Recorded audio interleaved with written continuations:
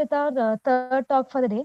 Mr. Mukul Rastogi is the Chief Executive Officer of Center for Development of Stone, an apex stone industry promotional organization which is working with a mission to develop, promote, and support dimensional stone industry in India. Mr. Mukul is a metallurgical engineer from NIT Durgapur and has done his MBA in operation research. He has an experience of over 25 years in various areas of industrial and mineral sectors, especially working on dimensional stones and also associated with activities like brand building of Indian stones, gainful utilization of stone waste, and the testing, training, technology upgradation in the sector and industry-specific exhibitions. May I now request Mukul sir to enlighten us with his talk on the topic, the enchanting world of Indian stones. Thank you so much. Very good evening to my fellow panelist, Mr. Kiran Trivedi, architect Samuel Berkeley, Professor Shankar, my friends from architecture fraternity, invitees for today's webinar, and my friends from Germany. Namaste from India. I take this opportunity to convey my sincere thanks to Professor Smriti Saraswat and Department of Architecture and Planning, IIT Roorkee, for inviting me and providing this opportunity to connect and interact with all of you. The topic of my presentation is Enchanting World of Indian Stones. So I'm sharing my screen.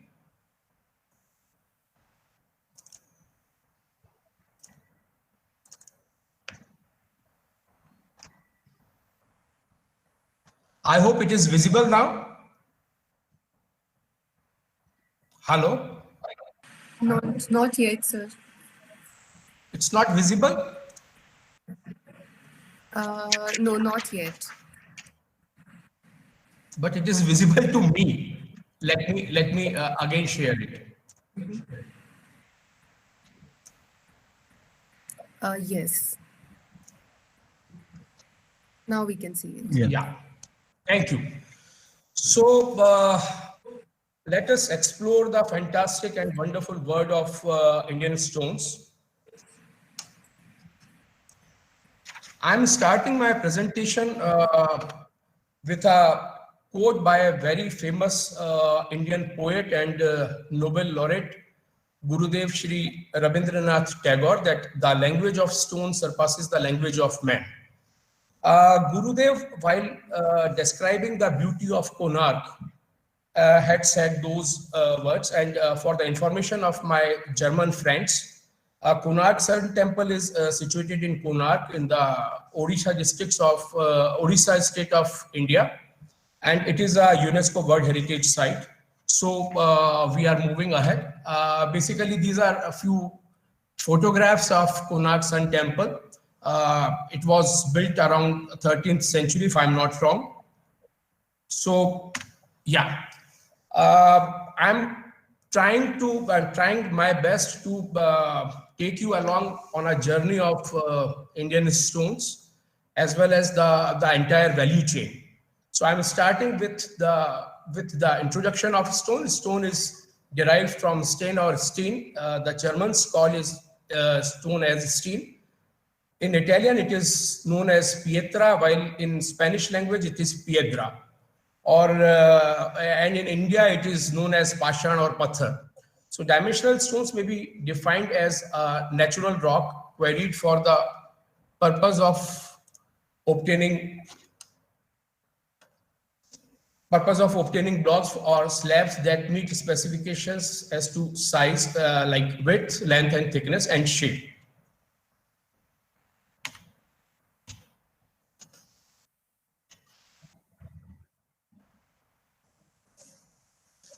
Natural stone, it is a material of past and the future. So stones may be termed as the basic building material from the Earth's rocky crust, and has over time immemorial, it has been providing mankind with the shelter and protection it needed from the vagaries of nature. For thousands of years, stones remained the most favored construction material. Drywalling techniques without the use of any sort of binder were employed to make arches, lintels, pillars, and walls so as to distribute the forces around doors and windows. The stones were used to construct the common man's dwellings as well as the dwellings of gods and kings. Gradually, the usage of stones spread in roofing, flooring, paving, paneling, beams, pillars, doors and window sills, wall facings, fencing, milestone, etc. While stone provides strength and rigidity to longevity to a structure, it is flexible enough to be carved into perforations, lattices, and other ornamental and decorative works. It is a work of art. It is nature's work of art. Stones are natural products, and each stone being a work of art produced by Mother Earth. So no other building material has as many different colors and structures as natural stones. Coupled with modern surface finishing techniques, the architects can have virtually unlimited variety of stones for their projects, matching to their desired appearances or ambience. It is a very flexible material as well. A stone or stone products can be processed for practically any requirement in a building.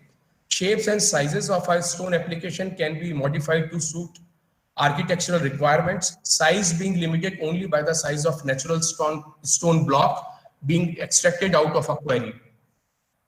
It is a green building material. What is more earth friendly than the earth itself? So it is green to the core.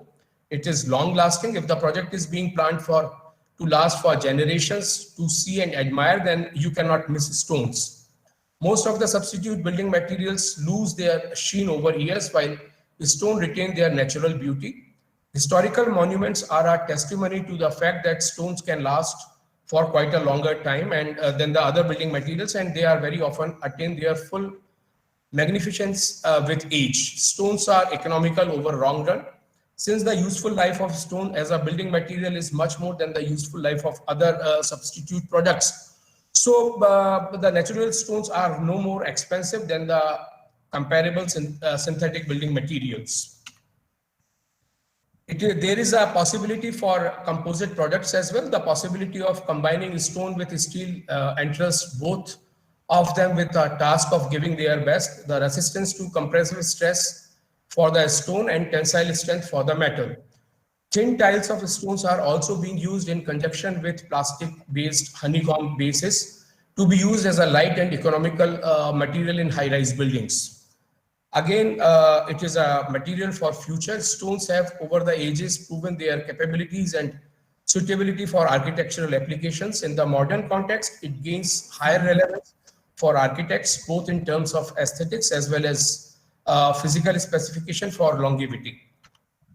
Kiran sir has just mentioned about Akshardham temple, and one of his colleagues, his director, architect Virendra Trivedi ji was also there, who was present for this webinar also. So I'm just adding to something to the beauty of this Akshardham temple. It is keeping the traditional ancient Indian architecture as a base. This complex is built without using steel anywhere. I hope you recall that Mr. Trivedi has also mentioned that in the ancient and even new temples, they are not using steel. They are only using stones. So the Akshardham monument is entirely composed of sandstone and marble. It consists of 234 ornately carved pillars, 9 ornate domes, 20 quadrangle shikhars, a spectacular Gajendra Peeth, and 20,000 murtis and statues of India's great sadhus, devotees, acharyas, and divine personalities. Coming back to dimensional and decorative stones, basically the dimensional and decorative stones can be classified as granite, marble.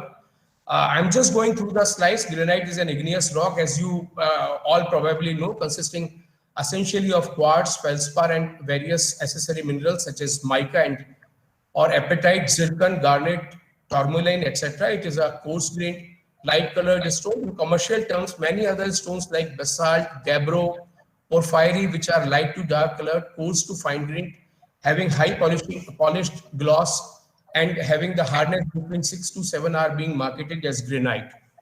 Marble is a metamorphic rock formed by recrystallization of limestone or calcite, having a hardness of 3 to 4 on Mohs scale. And generally it is white in color, though it is available in other colors also. Commercially, any colored stone like calc, silicate, dolomite, and serpentine rock. Serpentine is very commonly known as green marble, are also considered as marble due to their appealing looks, polishability, and having hardness of 3 to 4, and they are being marketed as marble. The dimensional limestone, again, is a sedimentary rock, consists essentially of carbonates, often having a high percentage of silica, which gives it a hardness and polishability. The two most important constituents of dimensional limestone are calcite and dolomite.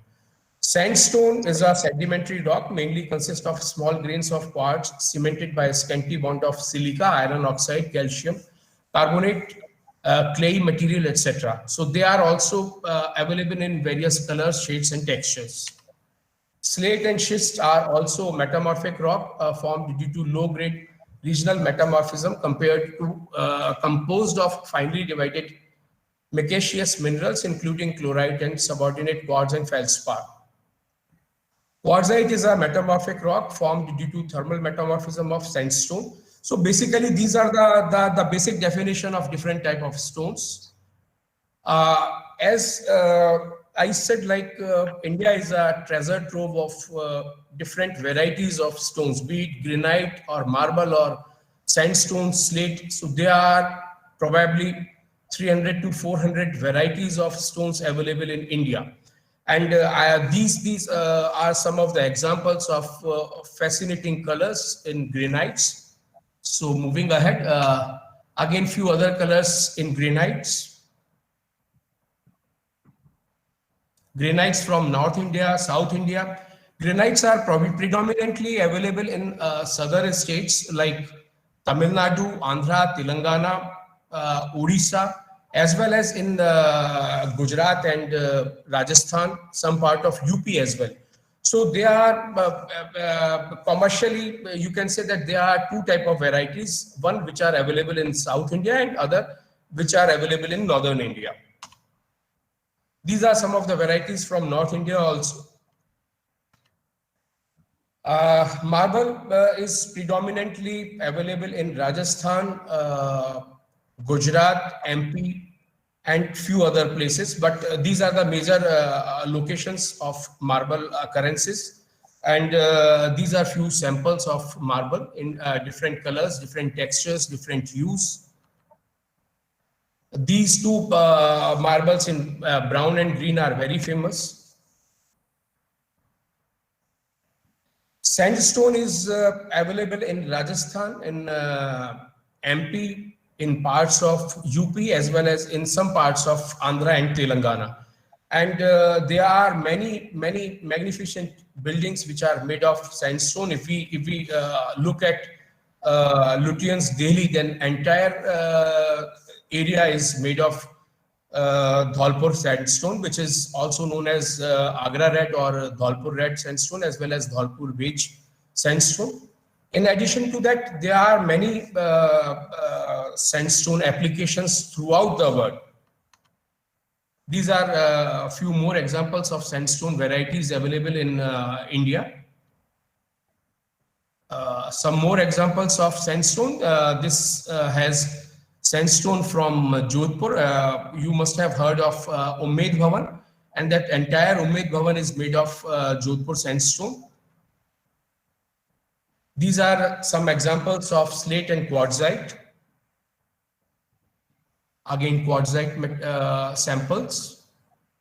Dimensional limestone. Basically, the famous varieties of dimensional limestone or flaggy limestone is Kota stone, which is generally available in bluish and brownish shades. But in addition to that, the material available in Jaisalmer area, which is yellow Jaisalmer, very commonly known as Jaisalmer marble, but it is a limestone. So the varieties from Jaisalmer area are also very beautiful varieties of dimensional limestones. I was asked by Smriti ji to touch upon various aspects of the entire value chain. So this is something about the mining of stones. I am just going through the slides. Dimensional Stone mining is an age-old activity in India. Over the period of times, old and traditional methods of manual excavation have been discontinued. Now, with the advent of new mining machinery and improved methods, they have led to transformation of this entire sector.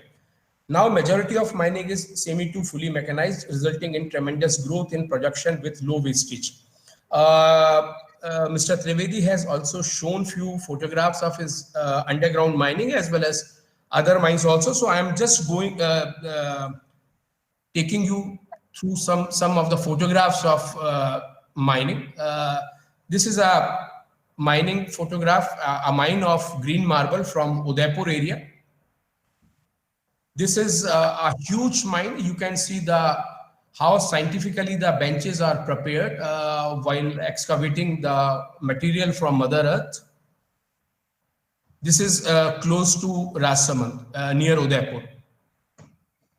Again, a very beautiful mine of marble from same area.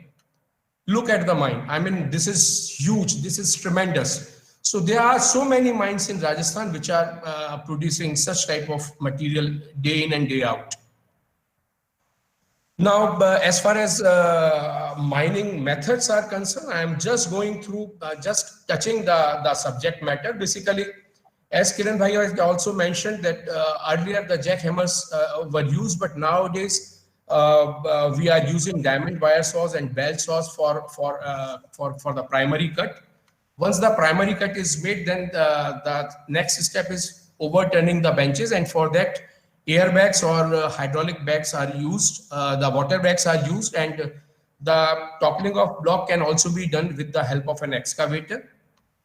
So these are some of the handling and machinery.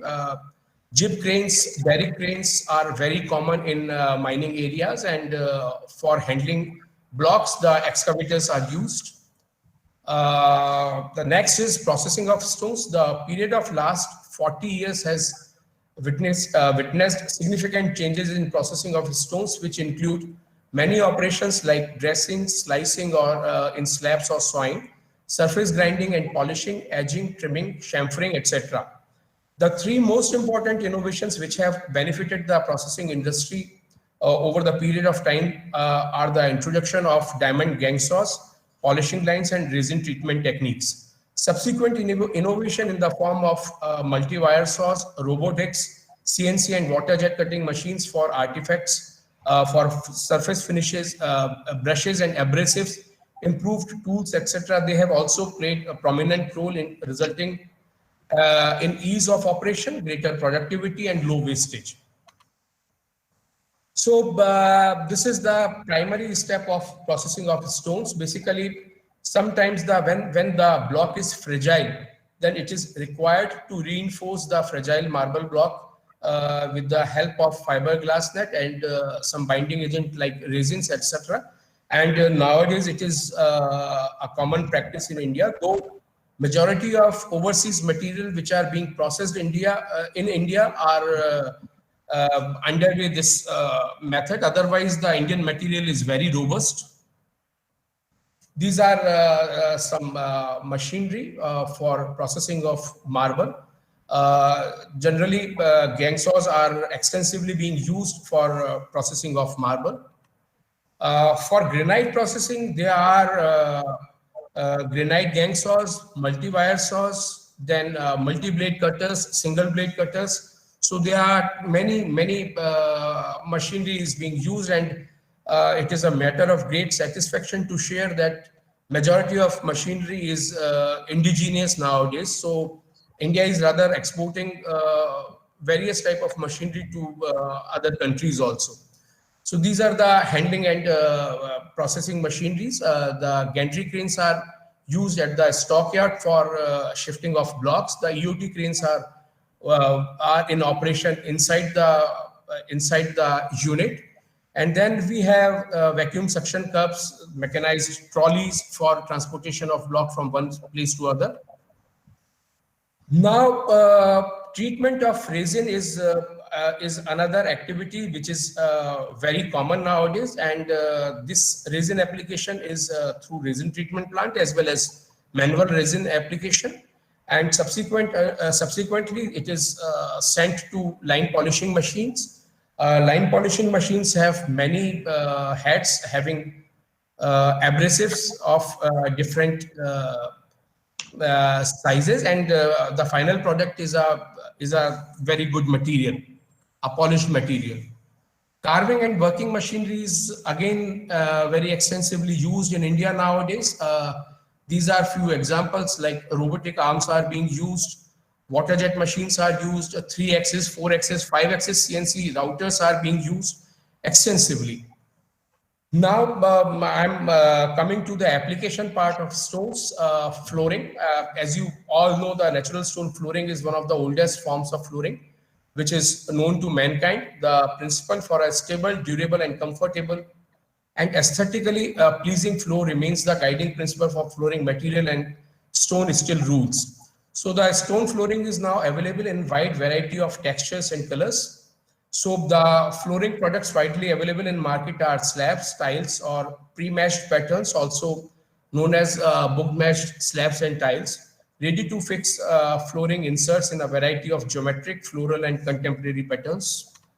These are some of the examples of flooring material and how the flooring is being done. Other application is cladding. Cladding may be external cladding, or it may be an internal cladding. So stone cladding is nothing but a layer of stone is applied to a building on other structure made of a material other than stone, which provides longevity to the external or internal surface, as well as it adds to the aesthetic appeal of the structure. In some cases, cladding even adds to the strength of the building. Generally, the two methods are employed for cladding. One is dry cladding and one is wet cladding. This is an example of the exterior cladding by using granite as well as sandstone. Some examples of internal wall cladding. Again, an external as well as internal wall claddings. A beautiful piece of art. It is used. It can be used in internal as well as in outdoors. Some examples of indoor cladding with beautiful wall panels. Roofing and construction are the other two applications of stones. The slates are predominantly used as a roofing material, and for construction, the stone is in use for centuries now. Other applications are handicraft and in landscaping. Stones are one of the most preferred material for making sculptures, artifacts, and decorative construction elements. It is historic to shape and polish the stone for ornamental purposes. For landscaping also, the landscaping enhances the beauty of our area, and the architects nowadays use stone products extensively for landscaping. So these are various landscaping and other products like pebbles and cobbles, stone circles, stepping stones, pavings, curbs, copings, and pier caps. These are bird bath, garden furniture, seats, planters, fountains and gazebos, mosaics, sculptures, inlay and overlay items, trellises, value-added products, panels, souvenir and small gift items. So I'm just going through various applications. These are pebbles and cobbles, which are extensively used, and in entire Europe, majority of roads are covered by stone cobbles. These are stone circles and steps, which are nowadays extensively used by architects.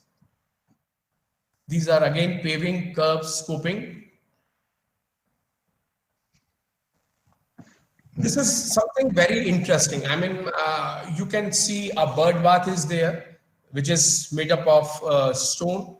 Then some benches or garden furniture is there. Then different type of planters are there. I mean, big, small, and so beautiful. So now stone has many applications. These are gazebos of different sizes, different shapes. These are fountains, and some of the balls which you can notice here are hollow balls, and they can be rotated by using a pump of even less than half HP motor. So with the pressure of water only, these hollow balls are rotating, and it is again a very innovative product manufactured by our artisans.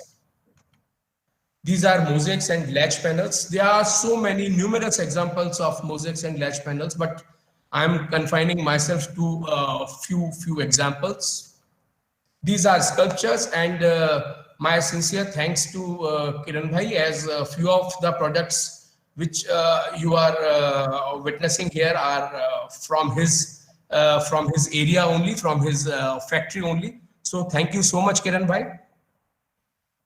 These are inlay and overlay work. I mean, the entire Taj Mahal is a testimony of inlay work, and even today, the areas close to Agra, the entire Agra, Makrana, Udaipur, they are the hub of inlay work. These are different type of trellises. These are small gift items. The decorative plates, photo frames, flower vases. These are few wall panels in different shapes and sizes. Finishes is again a very interesting topic as far as stones is concerned. Now stones are available in so many finishes, be it the sawn finish or the finish which can be obtained by simply cutting it on a by a wire saw. Then polished finish are there, chiseled finish are there, sandblasted finish are there. There are so many finishes. Brush finish is there, a lapato finish is there, but these are the finishes which are obtained by using jet of water only. So these are hydro finishes. Some other examples of finishes. And this is about value addition when metal is being used with stone. So these are the advantages of improved and new technology: the optimum and judicious excavation of material from mines, possible to extract large size of blocks. Its handling and processing is now easy, high productivity, low wastage, lower power consumption with improved machines, better product quality with high gloss finishes, scope for processing fractured material, possibility to produce thousands of similar products using CNC and water jet machines, ease of operation, and lower breakage. Smriti ji was very keen to share something made of waste. So let me tell you something about waste to wealth. The mining and processing of stone results in generation of material, waste material in the form of boulders, trimming waste, and slurry. The nature of waste is either calcareous from the quarries of marble and limestone, or it may be siliceous from the quarries of sandstone and granite. Based on above characteristics, the material characterization, the waste has many different identified uses, and it can be gainfully utilized in various industrial sectors, construction industry, and other value-added products. These are some of the areas of waste utilization, though there are many other areas as well. It can be used as a filler for roads and embankments, for manufacturing bricks, paving blocks, hollow blocks, wall tiles, manufacturing of Portland cement, manufacturing of synthetic gypsum by marble slurry, for thermoset resin composites, low-cost binder, self-compacting concrete, soil stabilization, replacement of conventional sand and grit by stone slurry and trimming waste. And nowadays M-sand is also is in demand, because there are many issues with the availability of river sand. Manufacturing of ceramic tiles, many units which are based in Morbi, they are extensively using marble slurry. It can be used in paint industry. These are some of the examples. These are hybrid green composites, and they are as good as the plywood board panels. And it is a matter of great satisfaction that one of CSIR laboratory, which is based in Bhopal, Ampri, Bhopal. So they are manufacturing such, they have the technology with them. And these are other products which are made of slurry. CBRI Roorkee has done a lot of work, and the State Pollution Control Board, along with CBRI Roorkee, they have put up a plant in Kota for using Kota stone waste. We have a research here at MNIT, and they are also using the stone waste wonderfully well. So that's it. This is my presentation as far as stones is concerned. I will take another 5 minutes with the permission of Chair. Smriti ji, we have time. Yeah. Am I audible? Yes, yes, madam. Yes, please, we have time. So I just want to share something about my organization, and I'm sharing another slide. Is it visible? Yes. Yes. So Center for Development Stones, I represent this organization. It is one of its kind organization, probably in entire world. And basically it is a society. It was established in 1998 by state government and Rajasthan State Industrial Development and Investment Corporation, our parent body RICO.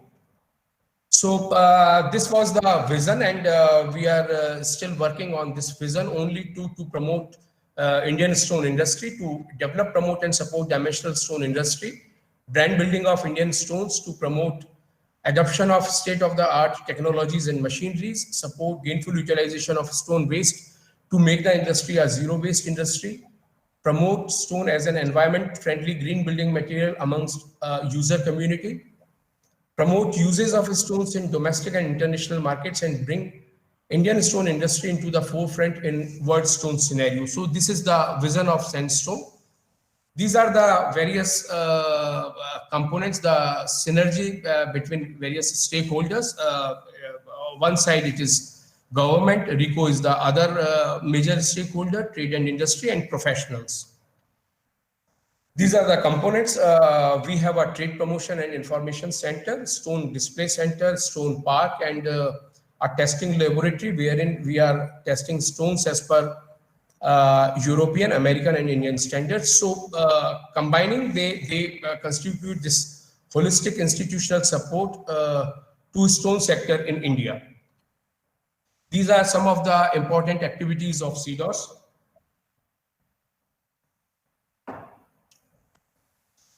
India Stone Mart is a biennial international stone industry exhibition. It's a flagship event of India and probably the largest show in India. 10 editions have been organized so far, and the 11th edition is scheduled in November 2021.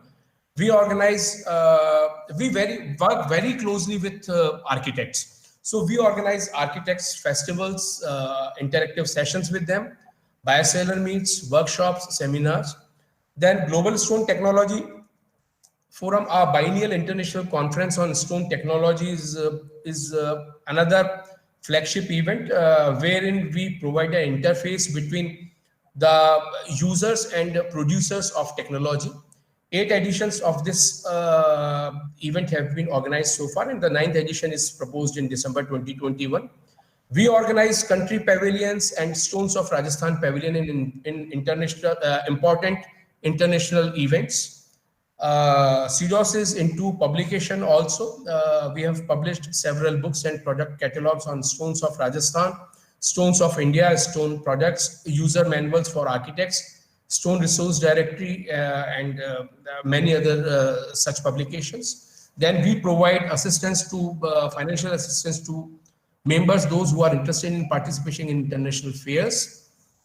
As I said, like we have a NABL accredited and ISO certified stone testing laboratory for testing of stones as per American, European, and Indian standards to promote exports and generate technical specification of various Indian stones. We also organize All India Stone Architectural Award to honor architects for excellence in creative and innovative use of Indian dimensional stones. We undertake training programs, short-term training programs.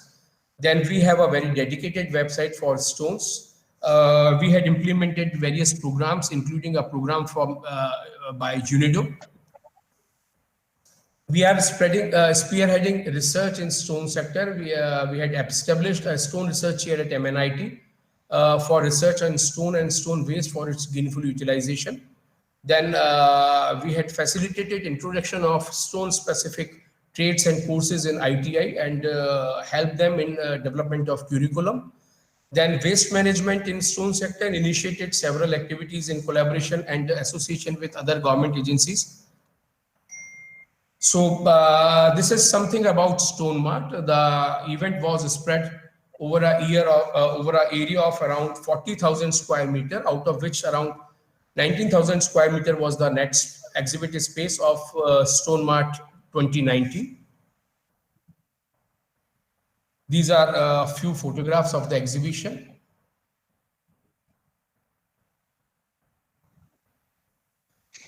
Jaipur Architecture Festival, as I had mentioned just now, is a very, very innovative, very interesting platform for architects, and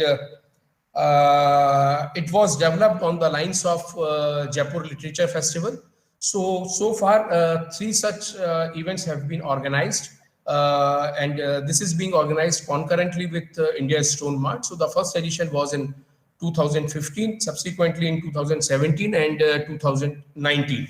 So 3 editions have been organized so far. These are few photographs of earlier editions of Jaipur Architecture Festival. This is very interesting. I mean, we had very prominent speakers at the earlier editions of JEF. We were blessed to have the Pritzker laureate, Dr. B.V. Doshi Saab. He was there during the Jaipur Architecture Festival 2015. Then we had Madam Martha Thorne, the Executive Director, Pritzker Architecture Prize USA.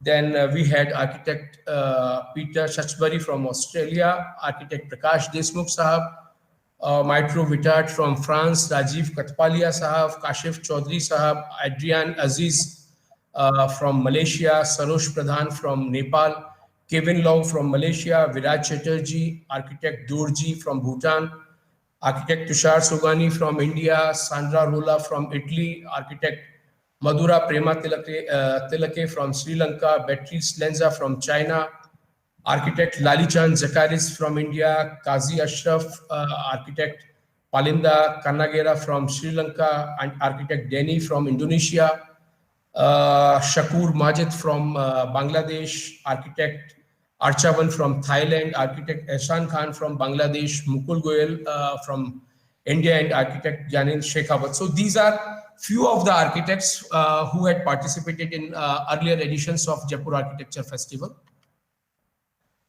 We regularly organize B2B meetings to promote Indian stones. Shilpgram is again a very, very interesting and a star attraction during Stone Mart exhibitions. It was conceived for providing a platform for artisans to display their products and skills before national and international buyers and visitors of India's Stone Mart fairs. So we organize this Shilpgram regularly since inception of Stone Mart, and the artisans are provided space free of cost. So these are a few of the photographs of earlier editions of Shilpgram. To promote stones of Rajasthan as well as Indian stones, we put up pavilions in international exhibitions. As I mentioned earlier, Global Stone Technology Forum is again a very interesting event being organized by CDOS, and it is basically a platform to provide interaction between the users and producers of latest machinery and technology. This is another activity of CDOS, information dissemination. These are few of the publications of CDOS, Stones of India, Stones of Rajasthan, then a few other publications.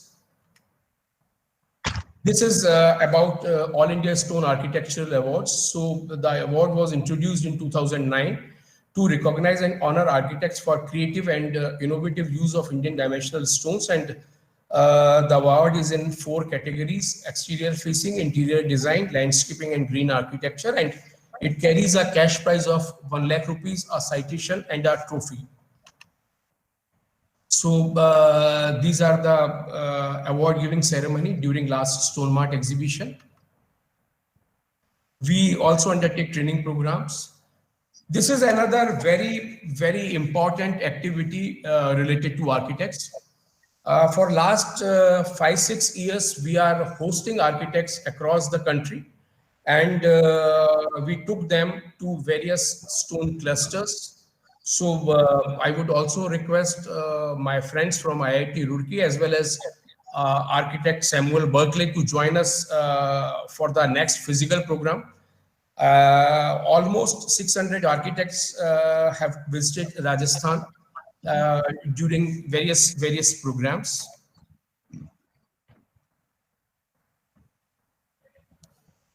This is something about the research chair at MNIT Jaipur. These are some of the projects which were underway at MNIT. Stone waste and management and utilization, we are regularly organizing workshops for that purpose. Then some photographs of CDOS pavilions abroad. This is the landscaping stone park at CDOS complex Jaipur. We have a product display center wherein around 450 samples of important varieties of stones from all over India are displayed in the display center. This is about Stone Testing Laboratory. It is a state-of-art ISO certified and NABL accredited stone facility wherein we are testing stones as per ASTM standards, as per European standard, and as per Indian standards. So it was set up with the assistance of Ministry of Mines, Government of India, Government of Rajasthan and RICO.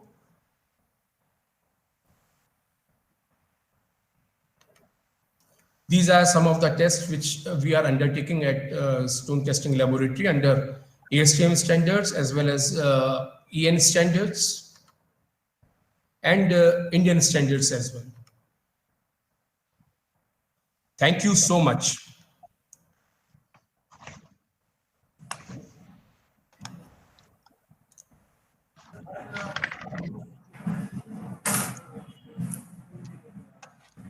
Yeah, Smriti, can I get 5 minutes to say something?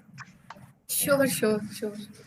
Okay. I was just waiting Oshin to take over. Okay. Smriti, I just because my subject was different.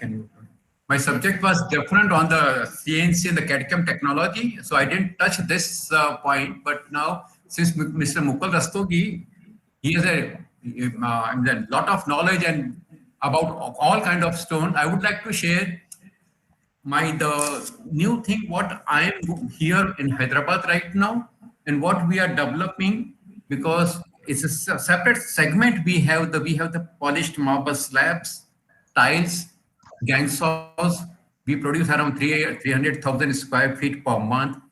So I'm here to show the architect virtual reality, and the virtual reality, the architect, you must have seen many virtual realities. Like you can buy the furniture, you can place, the architects can place in the drawing room, but this one is a little bit different, and we are working on it. I'll show you some glimpse of it, what we are doing. So the best part here would be that if I have the slab size, if I tell you that I have so many slabs, and I'm working right now with a company called Tact and Tact. So like here, once you have the slabs, the furniture changing, the best part is we can move around the space. Once we have a drawing of the house, we can feed it through Maya software, and it's very easy to do it. And we have to bring the software, the drawing, the 3D drawing to Maya. Then we move around. We can, and then we can change the flow. We can select the stones. It's already library. It's the Abu Black. So right now the Abu Black is from my quarry. I just changed the stone in Abu Black. The architect can change it. The best is I can do it in slip match, or if I want book match, I can just invent one click. I can go in book match also.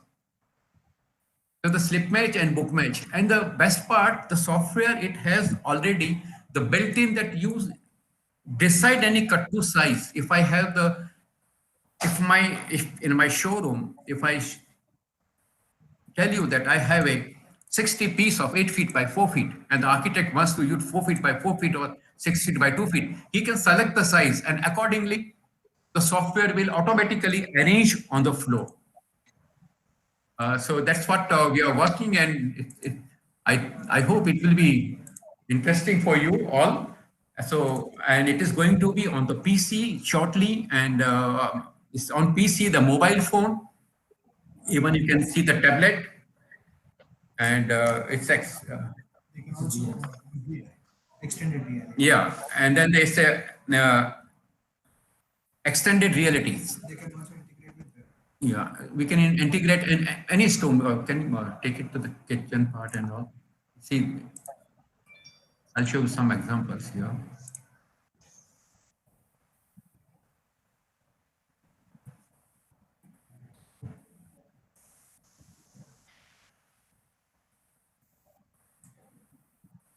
So even the top, we choose the top.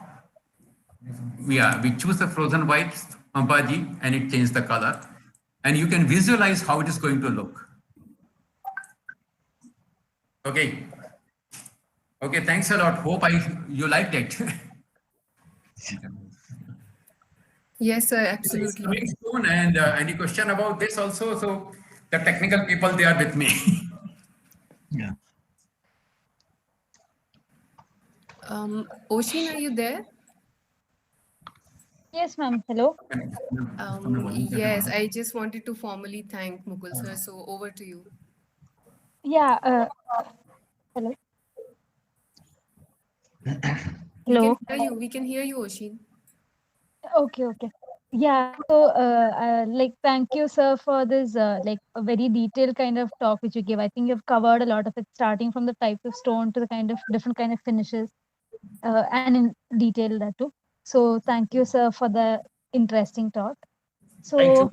Pleasure. yeah. So, moving on, like Dr. Professor R. Shankar is an academician, researcher, and retired professor of the Department of Architecture and Planning, Indian Institute of Technology, Roorkee.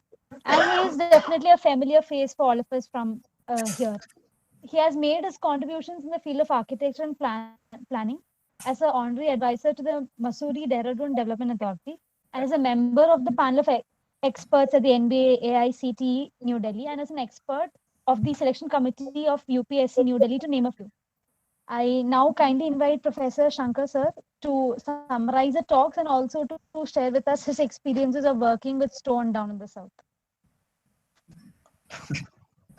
Oh, thank you. I'm not bad. In fact, before summarizing, I have some queries for Mr. Rastogi.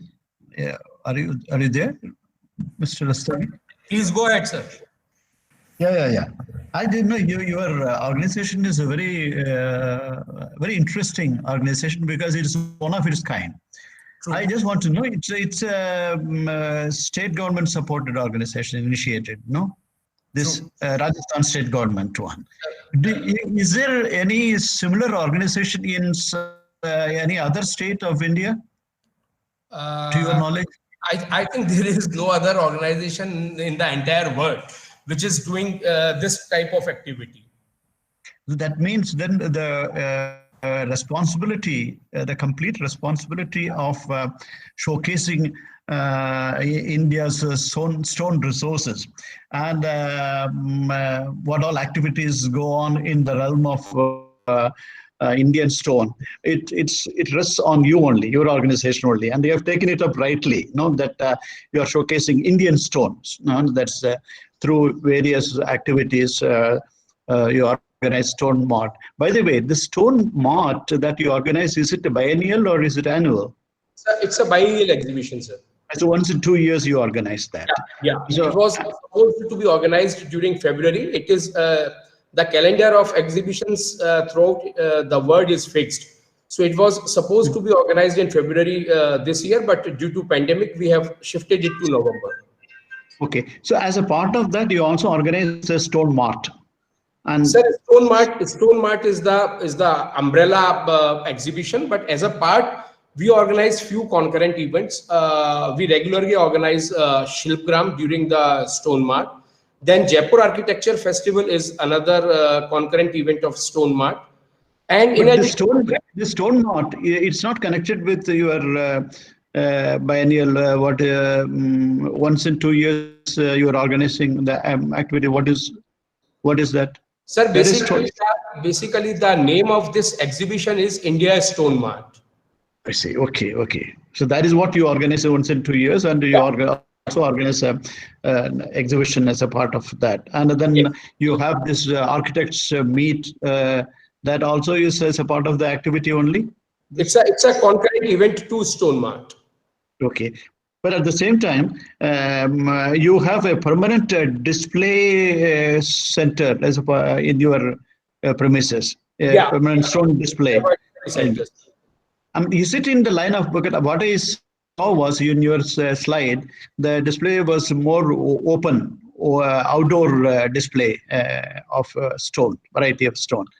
Is there a permanent exhibition, permanent museum, something like a stone museum or stone exhibition center? Just as you have, FRI has their forest museum is there, and so the various, it's just open to the public. They can go and visit and then get to see. In the same way, do you have a stone museum or stone exhibition, permanent exhibition? We have a stone museum, and we call it Stone Display Center, and it is part of the entire CDOS campus. In addition to Stone Display Center, wherein we have put in around 450 varieties of stones. So that's a permanent feature. We have the landscaped garden also, which we call Stone Park. But does And it many does it have exhibits from all over India and of all varieties of stone? And does it show all? Frankly, it is very difficult to keep all varieties of stones, but we try our level best to put in maximum varieties of stones which are available in India. I see. Okay. And then various products that are that you must be not only exhibiting, but also those products are available for sale, right? Is it only sale to the architects and other what you call wholesale purchases, or is it also open to the public? Sir, But ultimately, it is public. We are not into any commercial activity. It is just for knowledge sharing, for imparting knowledge to architects as well as students also. We regularly have a visit of students from architecture colleges as well as civil engineering department. So they do visit us for this stone testing facility as well as the stone display center also. In fact, we have around 650 members which are spread all across the country. So basically those members, in case of any inquiry or something, then we simply do a matchmaking sort of thing. I mean, we simply provide the information to our members, and subsequently it is something between our member and as well as the purchaser or buyer. So Our only to provide them information. You must be having your own website and then have a regular posting of updating of information and news activities. You must be having it.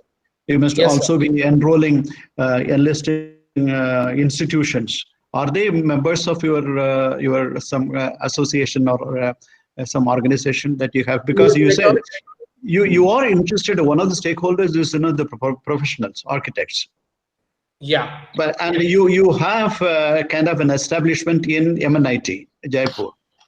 But Yes, I'm sir. sure it must be with the civil engineering department, not with the architects. No, that is may not be involved in it, because I didn't see any of the names of MNIT architects or architectural academicians in your list of architects that you read out. I didn't see anything, and so it was surprising. You have association with MNIT. Yeah. I'm interrupting you, Professor Shankar. Actually, this is not the complete list. Basically, this is for last Jaipur Architecture Festival, we had participation of over 600 architects for the 2 I see. Yeah. So that includes, we have very good connectivity with Council of Architecture. We have very good connectivity with various chapters and sub-chapters of IIA. So we are regularly working with them, IIA, IIID, that way. Okay. Now you mentioned, because often what happens is, unless you proactively you take it up and take it up in a massive way, because we have examples. CBRA, for example.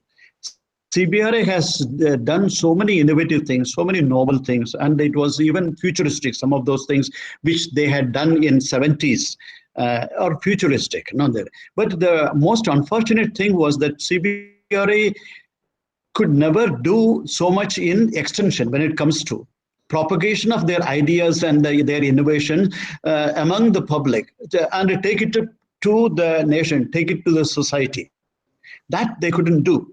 So it was only confined among institutions if they were interested. Even that, so because stone is otherwise a part of everybody's household.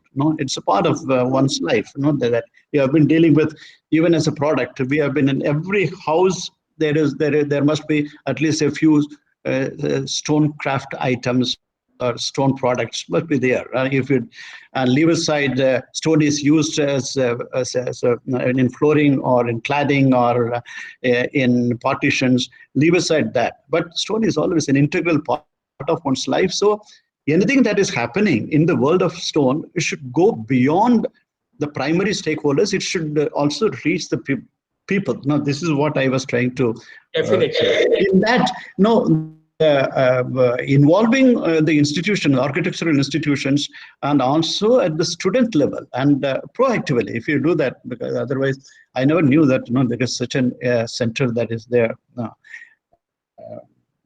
and you are doing, at least on paper, it has a lot of the scope has extended itself to a number of activities, diverse activities. They're all very laudable, very good, not that way. So when you take it up, and reach, just as the steel industry, they reached out to architectural institutions. They also constituted prizes, and then they held competitions of student design entries, and like that, and then they awarded, instituted. And so in the same way, if you could also do that, it will do a long way. People will take interest in with the possibilities of, and also you mentioned you will organize some kind of a visit to your various sites and activity places. So it could also be extended to the institutions. The students should also be part of that. This is what I was kind of broad thinking on that, immediate response, what comes to it. But otherwise, it's wonderful to know that, such an organization exists, like that. And whereas equally, there's Karnataka, Tamil Nadu, they also produce a variety, or Andhra Pradesh, Telangana. They have a lot of stone of their own thing.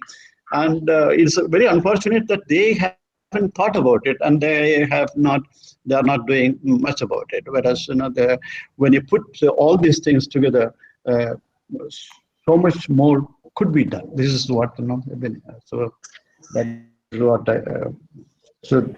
May I ask a question? Sir, I'm sorry, Shankar sir, Excel wanted to show. Yeah. So I have to cut Sorry you short. to Sorry interrupt for you, cutting but short. I would just like to build on your suggestion, Professor Shankar. There is a very interesting example going on in textile experiments with weaving bamboo and so on. And this organization is called Fibra, and they are organizing little student competition for experimental pavilions. Could you imagine perhaps to join in a kind of experimental work with different student groups from different countries and different universities, having a competition for experimental stone pavilion? Yeah. Would that be an interesting showcase for you? Definitely, sir. Definitely. Looking forward. Though we are working with many architectural colleges with students, but in case of any such suggestion, then we are open, sir. This is a very that's why I mentioned the parallel in India already, the steel industry. They did, and it is going on. And even National Bamboo Mission, they also took it up, and then they organized competitions in innovative bamboo structures, and then a small amount only compared to your budget. It will be a small thing, but it spreads the message, and then it makes students interested in a particular material. This is very true. Axel, Professor Zohar, you please continue now for entry. Yeah, this idea has to be taken out. No, it was just a suggestion. I would have another suggestion in parallel to this work. The German group, they produced little documentary films on stonework in Germany. And if there's still time, perhaps we can share a glimpse of this work, which had been delivered yesterday. I don't know if you would like to. Yeah, please. Not the entire film, but just to give you an idea. And there was a very nice contribution by a group. Perhaps they can show part of their work if you like. Sure. We can definitely see that. I'm sure it would be interesting. Yeah, there was a nice film. Perhaps Ho Yun Yo could share a bit of the film this group did on southern Germany, on limestone extraction. Yeah, if you like. Yeah. Kiran sir and Mukul sir, would you still have time to join us? I mean, if you have anything important, could you accommodate this 5-10 minutes, because we are just waiting for a group picture? I'm online. No issues. Okay, Kiran sir, do you have a little time? Yeah, I'm online. Okay, all right.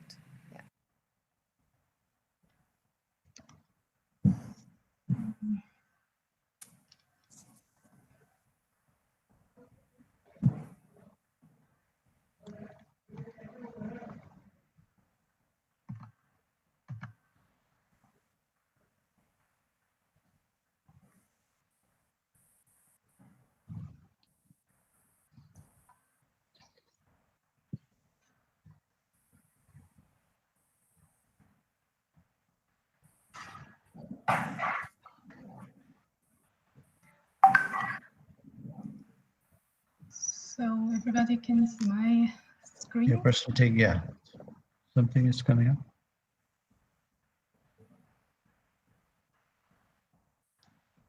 Yeah, it says it's a piece of a.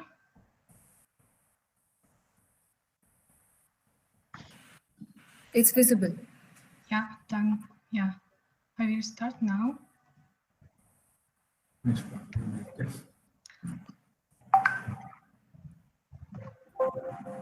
Okay.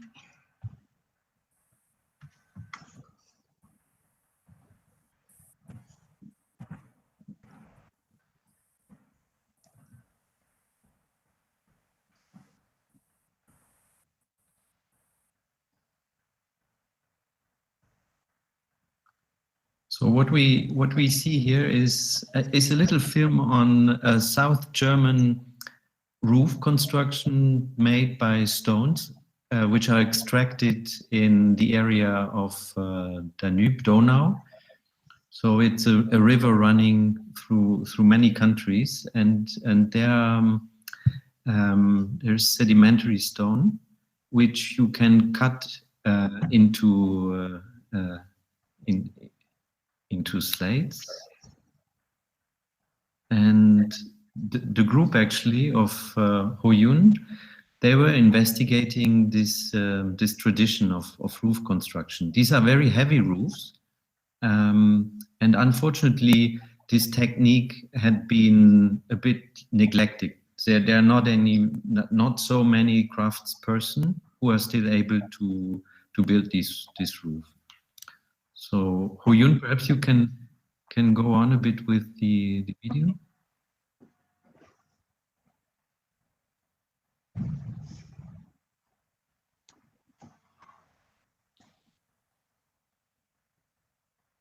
Here you can see the layering.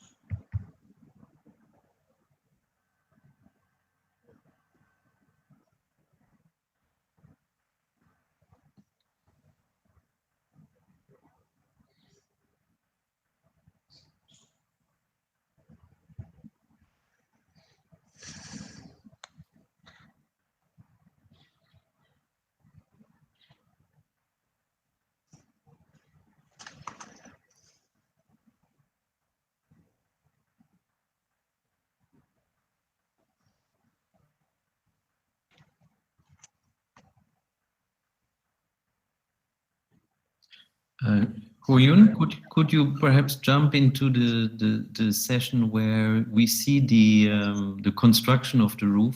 I think if you go a bit forward, yeah, this is quite interesting. Yeah. Yeah. There's actually an interview with the person owning this quarry for at least 2 or 3 generations. And this is the process of fabricating the tiles, the roof tiles, which are added into 7 layers. So it's quite a thick package of tiles. Okay, perhaps from. Perhaps another detail, and then we can just stop. It was just to another detail of the roof construction.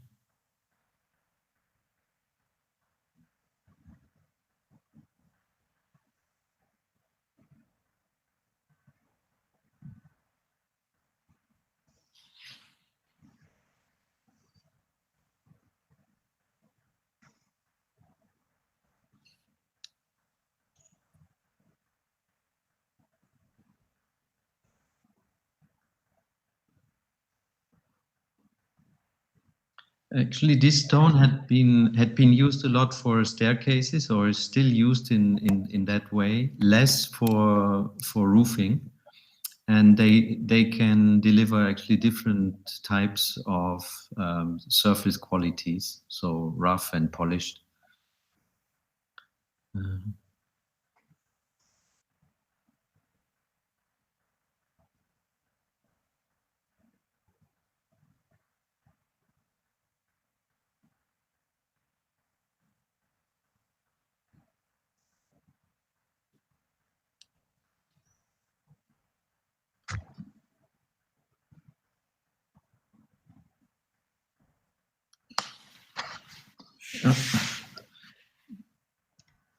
I think it's okay. No, we can stop.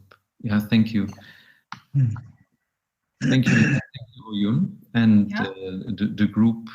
So the task for students was actually to cover the whole chain from stone extraction over the tool culture and the fabrication of architectural elements with the help of stones. So what was quite striking for us was that in many parts of Germany there is still some activity of basalt, stones of different origins, and they are mainly used today for restoration work. So this is quite different, I think, from the Indian context, with this large-scale stone industry, which was really impressively shown to us in today's webinars. So I think in Germany, stone manufacturing and the stone market is a bit more confidential and really would need to be reconsidered, I think, also in architectural schools. That's why I think our common endeavor, working on the experimental side and also the material culture, could be a kind of relaunch or drawing again attention to this very interesting building material. So thank you for allowing me to show some of the work, Smriti. And yeah, by the way, the film, whatever was shown, it's very well made. You know, technically, it's like a panning, zooming, and then a close-up and interspersed within distant shots and interview. Though there was no audio, but I could see that once it is edited and finished, it would make at least a fine viewing. Seeing it would be good. Yeah, no, it was very interesting, and I'm sure on the 9th April, when we have another scheduled session where we are going to discuss these stories on stone, it would be a far interesting and more rigorous and detailed dialogue and exchange, because we have also tried to cover a few sites, especially one in Coimbatore, one story in Agra. Oshin is working on a story in Kerala, so we also hope to show some interesting stories from the Indian subcontinent. Okay, I'm looking forward to that. Now to sum it up, if we have come to the end of it, I would like to more kind of some thoughts on it. What we had gathered from Mr. Trivedi and Mr. Rastogi, both of them kind of complement each other. And through their presentation and their expression of thoughts, what we gain is a complete picture of, more or less, complete picture of what is all this stone industry about, or the stone application, and the processing of the stone and working with the stone. What is this all about? And it's really. Unless not many people get a chance to visit a quarry and the working of machineries, the way Mr. Trivedi's quarry, the machinery that is working there, and also what Mr. Rastogi said, completely the machinery that is used not only in quarrying but also in cutting, in turning, in transporting it, and in processing it, in finishing stone. So various things. So he gave a complete knowledge of what all is involved, and each and every stage of it, from querying till it is the finished product. So I have something, it set me to think, there is a lot of work, it's knowledge to know that a lot of conservation work and even new stone buildings are constructed, but much of it is religious buildings. The conservation work was also of religious, the temples or gurudwaras, or religious buildings. And new buildings, stone buildings are also mostly, almost all of them are religious buildings, whether it's Gurudwara or whether it's temple, Jain temple or Hindu temple. So it's, but as I see, now that there is so much of machinery that is involved in it, and almost everything is possible, and CNC is involved in a big way. So now, even if there was some kind of lack of craftsmanship, so much of craft persons, dedicated, passionate craft persons or craftsmen are not there, but they are compensated by the involvement of CNC, that is there. So you have got people can work on the computers, and any design pattern, anything could be done, and the machines, computer controlled machines, can cut and carve and chisel, do part of it, and only as you say, the last 20, the finishing 20%, 30% or 25% could be completed through the artisans and the craftspersons. So the possibilities are there, but why hasn't the temple architecture, why hasn't gone beyond temples? This is what I was just thinking. There could be, for example, there could be, we can go ahead and design stone museums, not museum on stone, but museum buildings made of stone, completely of stone. That is possible. When you have made or conserved buildings, 8-story, 6-story buildings, without the use of steel, entirely of stone. And it is also possible to go for assembly halls, libraries, and museum, art galleries. All these buildings can be designed, and it's a challenge for architects. Now you design your building entirely on stone, and on stone you design, and then now there are people to execute it, people to see that these buildings are constructed the way you have designed. So now only thing is, it's a challenge for architects as well as architectural institutions, and that is where Mr. Rastogi's role comes there. So you now make people interested and make stone as a part of the curriculum in a big way, and start teaching them, and then introduce this trips to the various sites as an integral part of this curriculum, so they get to know more about it and the possibilities of making buildings entirely of stone. And then there are people who will execute it, and it can be stone, can be cut to any shape, any size, and what it can be fashioned in any way you want. So that is what is there. And now in this context, now Mr. Samuel Barclay, now what he is doing is in a very interesting, experimental, explorative, innovative way he is doing. But now, compared to the possibilities, that enormous possibilities that are there, which are offered by these people, and now what he is doing, now maybe there is, when all these people come together on a platform, now you realize the full scope of stone, and the understanding of this full, the complete possibilities, the enormous possibilities that are there, that this machinery, and much of it I'm surprised that, and you have to, because my understanding is that even the mining machinery, primarily, they are not Indian machinery. They have to be still imported machinery is there. No block. I don't know whether even for cutting, the block cutting machinery is also imported, or is it made in India? That I don't know. That is another issue. Now many Indian machines are there. Machines are there. So okay. Yeah. Because there is absolutely no barrier. Earlier, 20 years earlier, importing of the machinery was a big problem, or 30 years ago. But now it's not there. So if something is available somewhere, we can always have it here. No, that's it.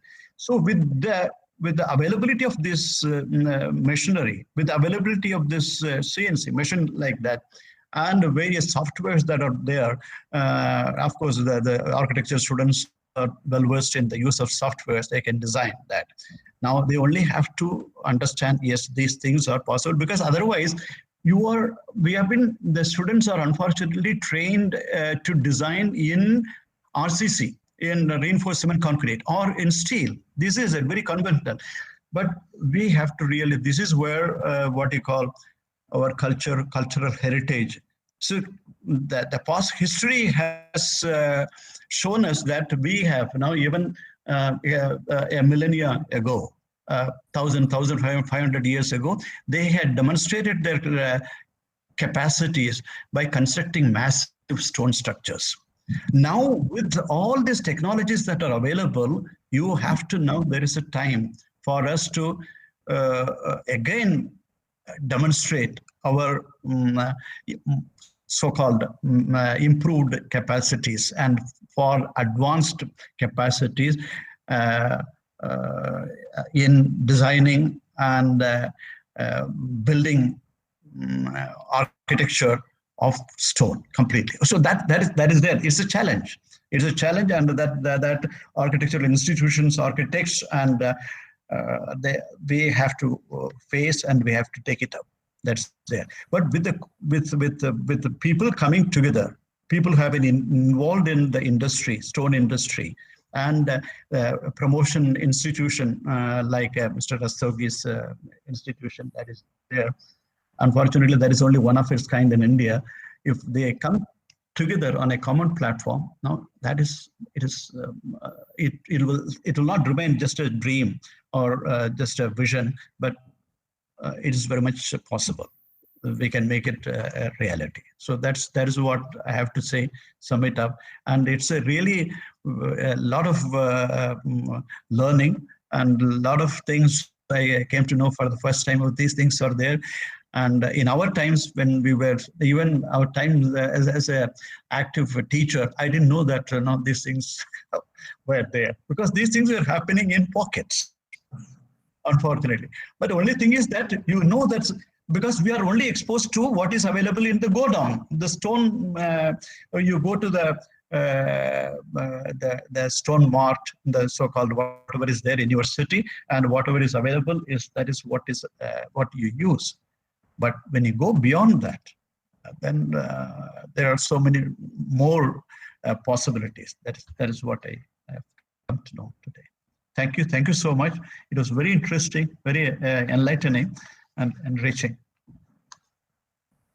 Thank you, Smriti, by bringing people together, and then making this possible, this kind of knowledge sharing. And in fact, it is surprising that how come that we didn't know that these things are happening. They have been going on. Yeah, thank you, sir, for summarizing the talks for us. I now call upon Professor Smriti Saraswat, Assistant Professor, Department of Architecture and Planning, IIT Roorkee, who is the person behind the organization of such a webinar, to deliver the concluding remarks and the vote of thanks. Thank you, Oshin. I won't take much of the time because Professor Shankar has already summarized the session very well. I would just like to extend gratitude and thanks to all the experts who have spared time today, and they have covered such diverse and interesting topics. Architect Samuel Barclay shared very fascinating projects, and he talked about building this ecosystem and bringing in all these stakeholders together. And, his design is driven through the craft of collaboration, which is very, very inspiring, I would say. And it's like, the life has come a full circle. So I would especially thank Kiran sir and Mukul sir, because in very, very small ways, I have been exposed to CDOS and, Trivedi Corp Private Limited. As a student, I have been to both these facilities. I have also presented in the Global Stone Technology Forum that Mukul sir was talking about. It was 10 years See.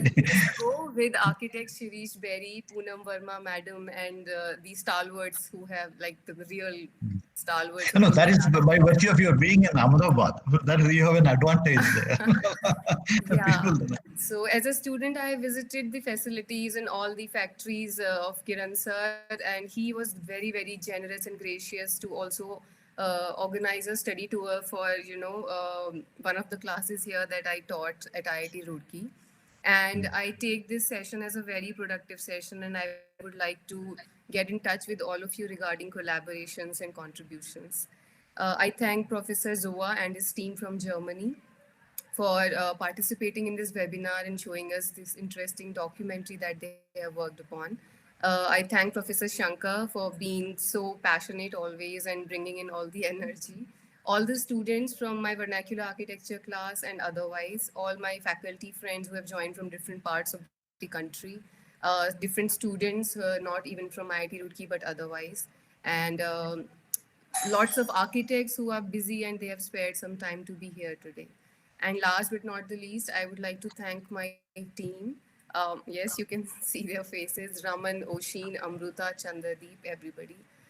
Thank you so much. Thank you for today's session.